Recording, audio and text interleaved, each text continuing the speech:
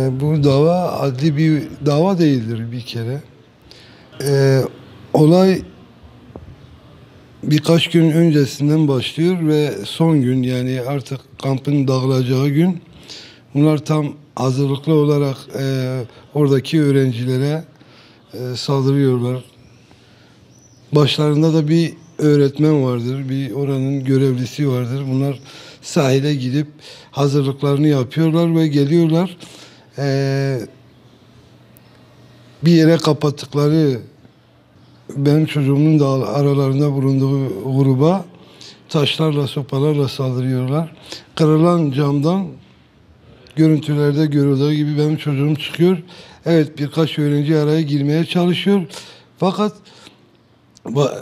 diğer karşı taraf işlerinde bir görevli olduğu halde bir sürü öğrenciyi hep birlikte saldırıyorlar.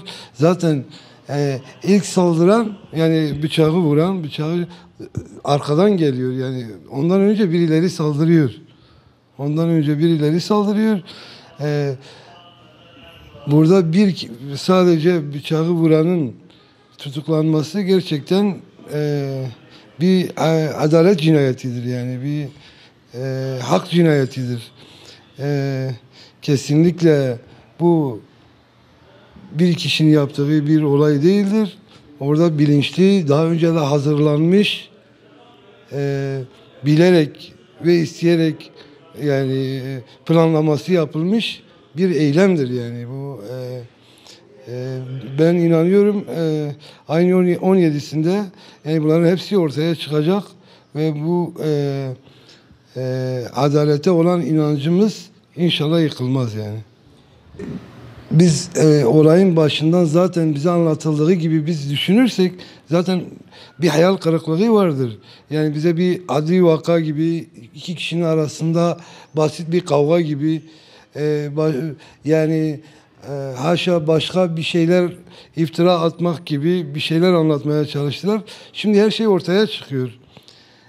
Ben inanıyorum bu da ortaya çıkacak. Oradaki sorumlu personel ve bu olayı örtbas eden başka yetkililer bizi arayıp işte bu olayın, oranın yöneticileri, o ilçenin, o ilin yöneticileri bize çünkü bunu söylediler. Bu olay adli bir vakadır. İki kişi arasında geçen bir olaydır. Ve şimdi görüyoruz bu olay iki kişi içine geçen bir olay değil. Bütün dünyanın göz önünde geçen, herkesin gördüğü, görüntülerini seyrettiği bir olaydır. İnşallah yani diyorlar ya, balçıkla güneş ıslanmaz, yani gerçekler artık ortaya çıkacak ve hak yerini bulacaktır. Bizim adalete, hakka olan inancımızı kaybetmemize sebep olmasınlar. Bu olayın gerçeğinin hem görevli hem de sorumluların cezasının verilmesini istiyoruz.